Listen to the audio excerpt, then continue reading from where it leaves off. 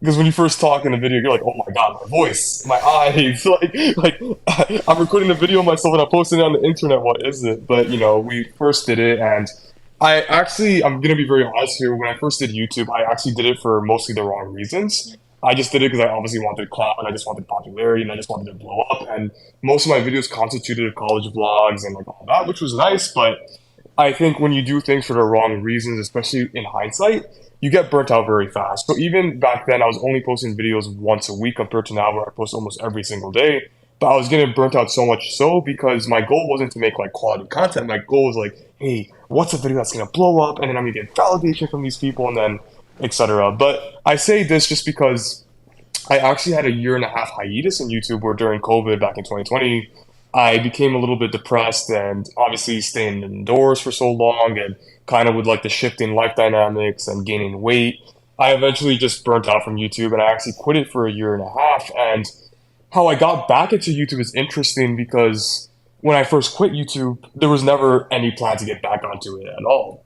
And I remember throughout 2021, I was kind of going through life, kind of going through emotions, but things were progressively getting worse for me in terms of my weight gain, kind of my mental health, etc. And I think it was only when at the end of 2021, 2022, like when it got really bad for me and I saw that I gained like 30, 40 pounds. I had a semester left before graduating with no employment opportunities, a gambling addiction, which I will talk about later, and just kind of really being in a bad rut. And my goal at that point was like, look, I need to fix my life. I need to get my body back in shape because this is not who I want to be. This is not how I want to end college. And as I started losing weight, I started seeing my flesh change. And it was like, if I could see my arms right here and they could change, what other aspects of my life could change too? And that's when YouTube came back into the picture. And this time when I came back into YouTube, I actually had this message of like, look, I want to inspire people. I want to help people, and I actually want to give valuable content where it's not just they're entertained for 5 minutes and they're like, ha ha ha, I'll swipe up, but more like, wow, I actually learned something that could change my life today. Because that's what I needed back then. So long story short, I restored my fitness of sorts and I got YouTube along the way, which again was not expected, but very blessed. And we were able to grow the channel to over just 1K subs about a month ago recently. It's almost at 1100, which I know in the grand scheme of things isn't that much, but it's a number I would have never thought possible at the start of last year. So very happy about it. And the reason why YouTube is so important for me is because it's a catalyst for other things. So as for coaching, I'm sure you can relate, but as part of being an aspiring entrepreneur, you have to test so many different things and you have to fail a lot. And the funny thing with Leah is we actually both entered the same space 2 years ago. So she was actually a student just like me for another coach named Richard. I'm not sure if you know Richard, but Richard was a coach who launched this high performance coaching program that would teach you how to make your own coaching program, etc. And again, I was really interested in it. I was like, look, I come from like a low income background. No one really taught me about entrepreneurship. This seems like a cool program. Like, why not? But similar to with YouTube, I kind of did it for wrong reasons where the goal was just like, oh my God, how can I reach like 10K a month super quickly? So although it was a great experiment, I quickly crashed and burned with that too, kind of gave it up. And then it was only a year and a half later, aka around December 2022, I reconnected with Leah.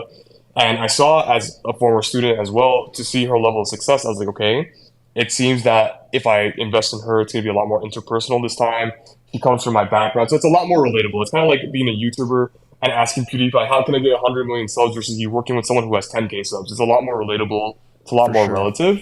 So, I got with her at the end of 2022, aka last year. I've been working with her for a few months. And also, just to be really honest with you, I don't have any regrets working with her. I've learned a lot, but I've also just figured that coaching, as you said, similar to last week in our call, it's just not my main purpose at the moment.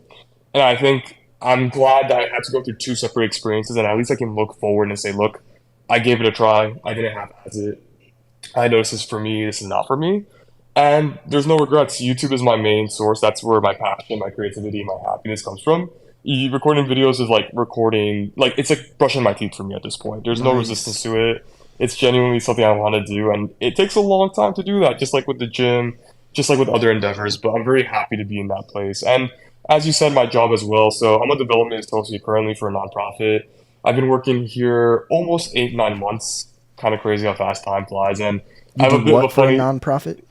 I'm a development associate, so it's an entry level position, and Hmm. just it's just a bunch of different office tasks. Like we work on Salesforce sometimes, send emails to donors, just a bunch of different tasks. But it's kind of funny, and the reason why I say it's funny is because this job is actually located in DC, even though I live in New York. So it's been a bit of a funny situation I've been in the last 8 months, where I travel to DC either every week or every other week, and I stay there for a day to go into the office, do what I gotta do, and then I work remotely for the rest of my time. So people have looked Interesting. at me, and just like what they said with you about, hey, why do you never quit? They're like, why are you doing this job? How are you even maintaining the setup? But if there's a will, there's a way, and I'm honestly very happy with where I'm at right now. I'm very blessed, and I think a younger version of myself who was overweight, very depressed, very miserable at the start of last year is honestly beaming at where I'm at right now, and I look forward to keep leveraging that. So that's a little bit about me